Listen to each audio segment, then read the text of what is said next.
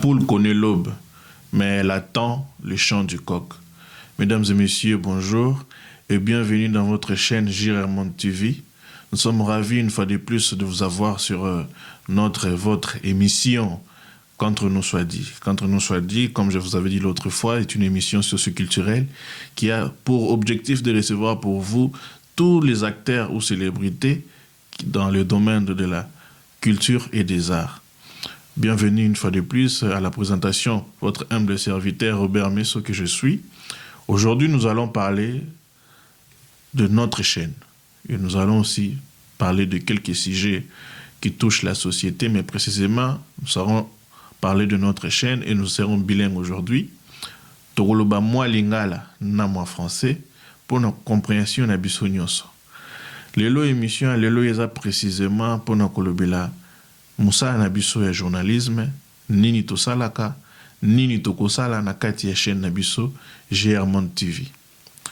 JRMonde TV eza chaîne oyo eza sika eza na besoin de soutien ya papa maman jeune tonton bino nyonso en bref au Burulanda tous ont besoin de soutien na bino pour soutenir biso. La seule façon de soutenir biso c'est de s'abonner, d'activer cloche et notification de telle façon que eloko nyonso to ko publier ou to ko tchana kata chaîne bozala directement informé pour bolanda yango parce que na kati ya chaîne na biso JRMonde TV to ko tcha biloko ebele to yamba ba invité à lolenge na lolenge to ko sala ba casting ba émission ya malamu pour nous servir bino. Si je n'ai biso ya lelo précisément pe lisusu ezali kolobela ndenge to bisaki bino tout à l'heure métier na biso ya journalisme. Lelo to komi wapi na métier oyo. Métier oyo qui est un métier noble oyo ba papa na biso basala, ba maman na biso basala, mais lelo biso ba jeune to tchango na niveau nini. Todo situé yango wapi. Parce que lelo tozomona métier na biso ya journalisme et baby. Bato bazomi benga ba journaliste, bato bazomi benga ba chroniqueur, en réalité baza ni journaliste ni chroniqueur. Baza ba fan. Lokola ba fan eke azana franc parler moko quelconque, azana téléphone na ito caméra, appelisi yango abandi ko attaquer n'importe qui n'importe comment. En oubliant même nos valeurs, au ya biso ba bantou, biso ba congolais, au ba bengi respect. Biso tozana ngo lisusu te. Ba te belé ba polluer métier oyo ba BBC yango biso JRMonde TV na émission na biso ya Qu'entre nous soit dit, toye na une façon de faire. Toye na manière mususu ya kosala pe ya kolakisa bino ke journalisme ko salama kaka na mafinga te. Journalisme ko salama pe na ba fait na ba koyamba ko sala cadre ya malamu. Pour déjà un journaliste c'est celui qui collecte, traite et diffuse l'information. Mais biso lelo tozana ba fan batoyo azaki na kaka courage ibi olo bazu téléphone na police ya komi filmer après 2 mois ami bengi chroniqueur ami bengi journaliste. Mais bato balanda cursus nango bato batangela yango mingi bayoka pasi mingi bazo courage à lobate yango le biso toye ko tali sabino ke à partir ya lelo JRMonde TV eza contre tous ces médias là, tous ces médias où yo baby sa jeunesse, tous ces médias où ba ko ça marambo ezanga mutuna makolo na jeunesse parce que lelo tozomona na ba secteur nyonso tomoni ba to ba journaliste mais ba journaliste wana ba yeko sala nini ba yeko baby sa makambo. Pourquoi ba baby sa makambo? Moyena quelque chose à lobby makambo o ezalité. Moyena quelque chose à lobby lokuta. Et pourtant journaliste aza na obligation ya loba kaka vérité. Et puis ya ko laisser point de vue na bato yo baye na plateau pour na partager na débat. Mais le o tozomona ezali yango te. Donc dans ce sens là yango biso toye to singa une fois de plus abonnez-vous massivement na kati ya chaîne na biso JRMonde TV pour nous apporter biso soutien et puis ko zala vraiment sûr que qualité professionnalisme eza na kati yao parce que to sa ba émission cadrée. Par exemple ce to yambi politicien to betama solo ya politique na les à côté. Ce to yambi artiste et musicien to betama solo ya musique na les à côté. To betama solo ya vie privée na été par exemple bien que ba célébrité ba sous na vie privée te mais to kini na ba intimité te pour biso to ba bantu to ba valeur na ba makambo faut to respecter. Donc dans ce sens là toye lelo pour na relaxa bino qui gère mon TV et na ba prérogative pe na mission moko ya bien pour na jeunesse toza awa muto azana besoin ya contacter biso a contacter biso via ba numéro na biso ezali wana toza ouvert ba porte de biso pour aller pour na mutu nyonso toza na tendance ya X ou Y T toza awa lelo tokoyamba mututu oza na tendance oza na liloba koloba oza na commerce oza na métier na yo il faut mettre en valeur Germont TV et pour na yo oza na entreprise na yo il faut mettre en valeur Germont TV et pour na yo pour tozo sa la promotion makambu nyonso wana biso to sala ana kati toza na équipe mobimba technique à la présentation spécialisée uniquement pour nous la promotion il y a entreprise Evre Thomas Cambonayo. Donc nous sommes là, abonnez-vous massivement, abonnez-vous et tout ça va moment bien. Tout ça va moment bien ensemble, nous allons faire de grandes choses. Nengi mindele baloba ka nengi ba kuluto baloba, nous allons faire de grandes choses ensemble parce que l'union fait la force. Donc boya pour s'abonner massivement, bossa la makambo. Pour tout ça la makambo plutôt il y a malonga pour sambino moi to évoluer exaté parce que tout le monde a lelo tout le monde en donc ce sont des faits qui sont réels ba jeune et belé o ba mi koti na kati ya métier oyo ba ye pona ko finga ko lo ba bêtise ko kene même ti ko toucher ba sujet moko sensible aux concernés ba individu moko pourquoi pour individu en a célébrité pour individu en a personnalité politique ndé aza un droit à respect le sauté or que ce n'est pas normal ba vieux peut-être bisom sous total na ba télévision na makanisi ke ba sa makamama longa mais lelo bango nyonso ba commis dans un même sac yango biso lelo toye ko pallier dans le problème nyoswana en tout cas boza décité na kata Germont TV boza décité tokoza na bino elongo au fur et à mesure tozokende je crois que c'est acté c'est bon et toza na rubrique moko spéciale pona kosa promotion ya bilo na bino na katia Germont de kozala rubrique wana notamment neti lelo tozo présenter bino livre à professeur Roger Lukumbo Kabasele, la théorie et la pratique de la masculinité positive. Livre OES affiché, si je suis d'un commun accord avec mon réalisateur. Livre OES affiché, on a le bosso nabino, et un livre OES tangi sabiso, lolenge nini yakimobali na nenga malamu. Na kati ya RDC. Parce que kimobali ezaka te koza maloba makasi koza la fort, non. Kimobali ezape tendresse. Kimobali ezape koyeba koyoka kozana écoute ya partenaire ozanae. Kimobali ezape koyeba kosunga sexe opposé o ezali sexe féminin basi. Koyeba koyoka bango pe. Koyeba pe kosunga bango na ba difficulté bazana ngo. Pour culture wana penza na Congo ezana nte. Yango professeur Roger Lukumbo Kabasele abimisi biso livre a publié yango. Si vous avez besoin de livre où s'affiche, c'est simple. Au bêtis www.armatan.com, au côté de site officiel il y a Armatan, au côté livre commandé en haut, n'a pris mon essai, pris mon trop bas, au commandé livre, au rejoindre, ça c'est sur le plan numérique. Ce que vous posez en posant sur le plan physique, aucun à Paris, n'a siège à Armatan, au côté livre Zawana, au côté de la bibliothèque, l'Armatan, au côté livre la théorie et la pratique de la masculinité positive publiée par le professeur Roger Lukumbo Kabasele. Donc, biso toza wana pona bino, tozo zelape bino bozala wana pona biso. Parce que ba initiative ya ba jeune ya ko dénoncer makambo, c'est pas facile.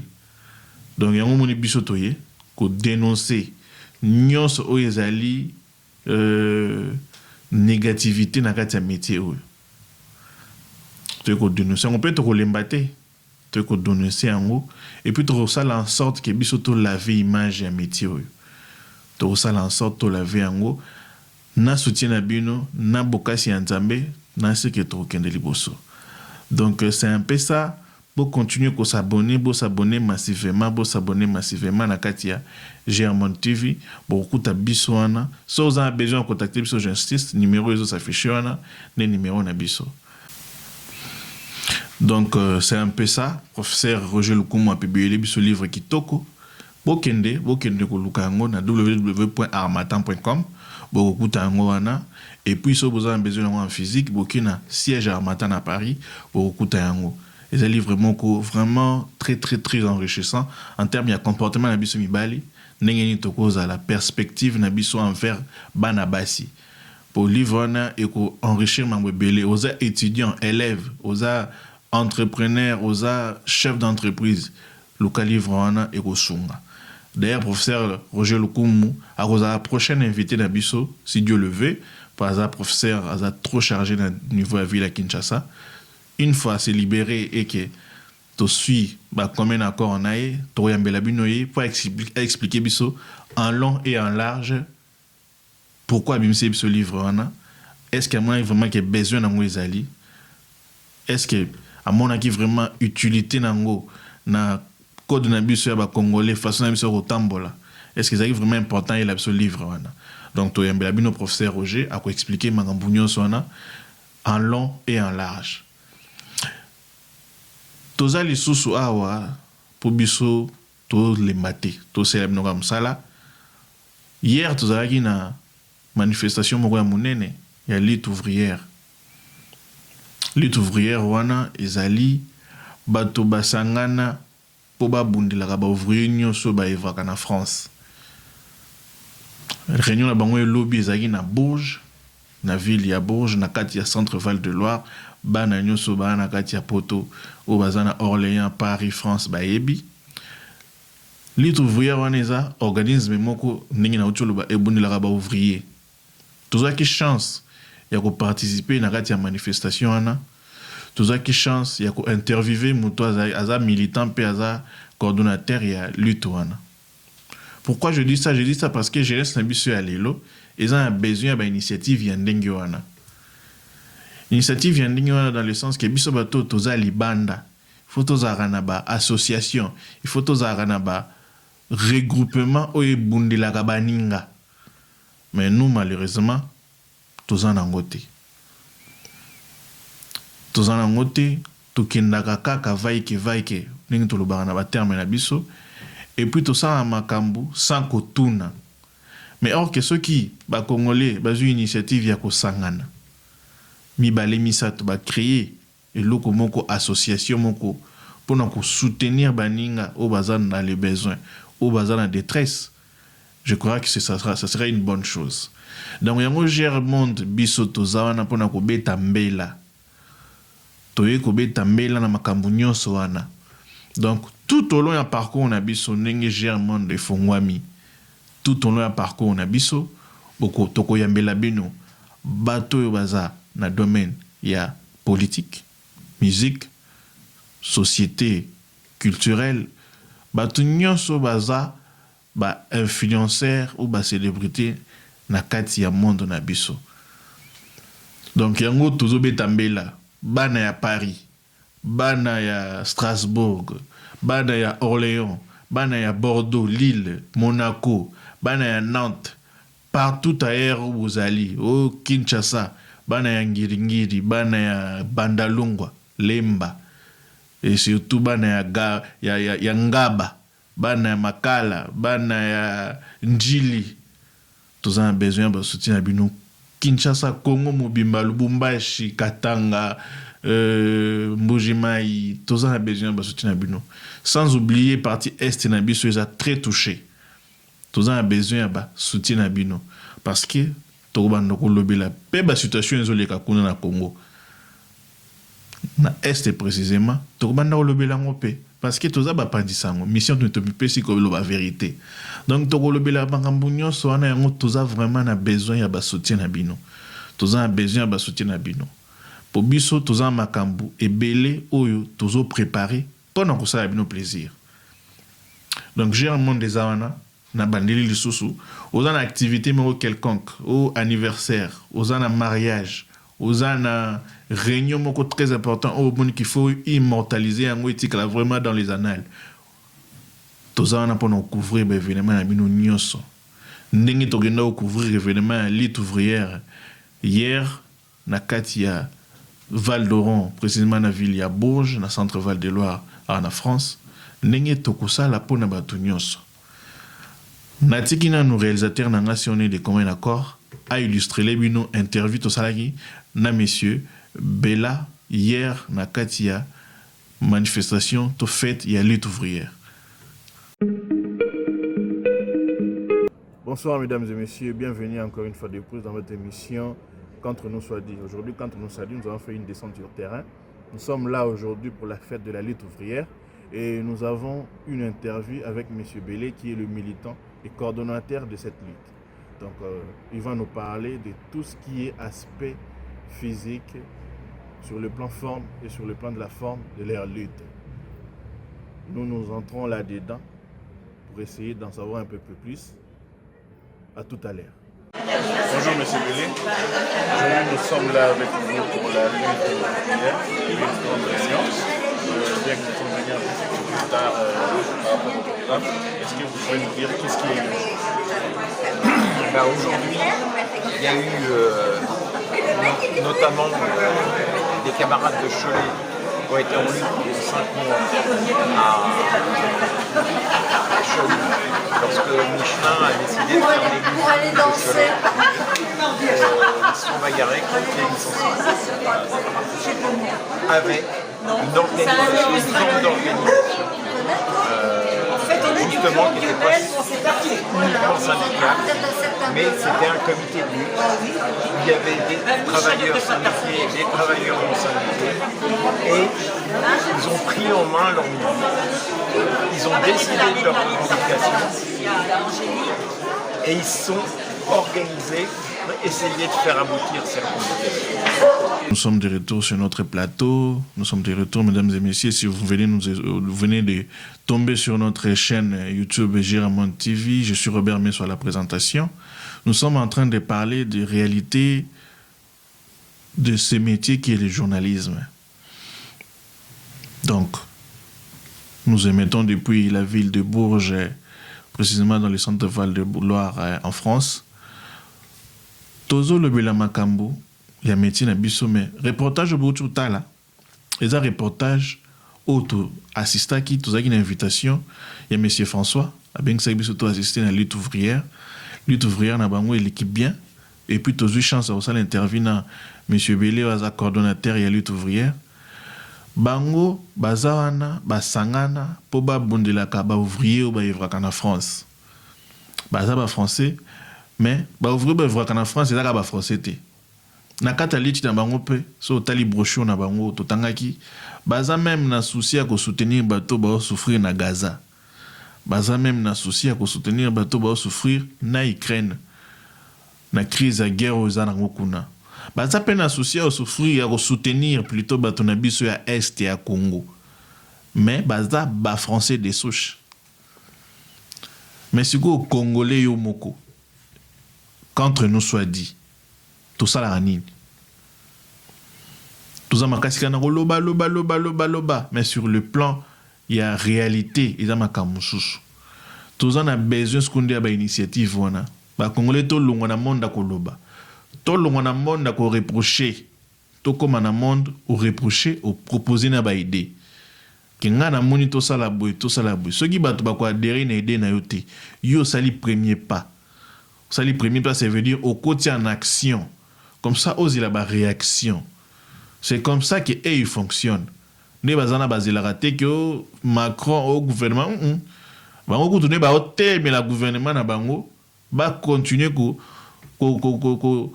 soutenir ba écouter mais la gouvernement bango continuer ko soutenir ba pays en guerre bimsambo on peut soutenir bango. Mais bango de français des souches. Biso ba congolais plutôt initiative wana. Congolais to téléma. Tout élément en ce qui concerne le Congo. Moutoya Lobelayo Maramambo Kanayo, Kolekayo, Azate. Ça, c'était une parenthèse pour nous expliquer en long et en large Moussa Anabiso. Moussa Anabiso, oyo tokosala tout au long de la chaîne. Parce que bato ali t'ouvrir toyambi bango tofungoli ba porte na biso ndenge pe tokoyamba X ndenge tokoyamba pe Y. Donc nous sommes là. Il suffit de contacter biso na numéro de téléphone na biso bien tinda mail na mail s'afficher wana. Nous allons répondre présent. Présent parce que nous travaillons sur tous les territoires français. Tous les territoires français au Koutabiso. Toza pe wana toza bâtiment statut to limité borné na quelque chose. Non. Toza ouvert na nyonso. Oza footballeur, oza modéliste, tailleur, oza designer, oza mannequin, oza jeune entrepreneur, oza entrepreneur, oza artiste et musicien, toza aposa na bio nyonso. Boyo lika na plateau à GR Monde TV pour soutenir biso, pour pesa biso force, pour to kende liboso. C'est dans la main de to ko évoluer. Boza na besoin na biso, toza na besoin na bino. Donc oyo biso tozaki na makambo ya koloba na bino pona ko faire comprendre bino objectivité pe utilité à GR Monde TV yango wana. Donc bandeko ba bolingo, comme j'ai l'habitude de dire, toke kaka, tozo kende kaka. Nde sur ce point, tu tiens un terme. Émission na biso ya lelo, to komona na prochainement. Bato ba se payer na image, cadrage. Bato ba moni bilili ya kitoko tozana ngwawa. C'est grâce à notre réalisateur, M. Jules Ntima, et nous avons réalisé les biso yango. Et puis la présentation de Naloba Zaki Ngamoko Robert Messo, Roi Lion Simba, Roi des Bourges. Tout ce qui nous sommes à Boko Nzambe et tout le monde prochainement. Merci.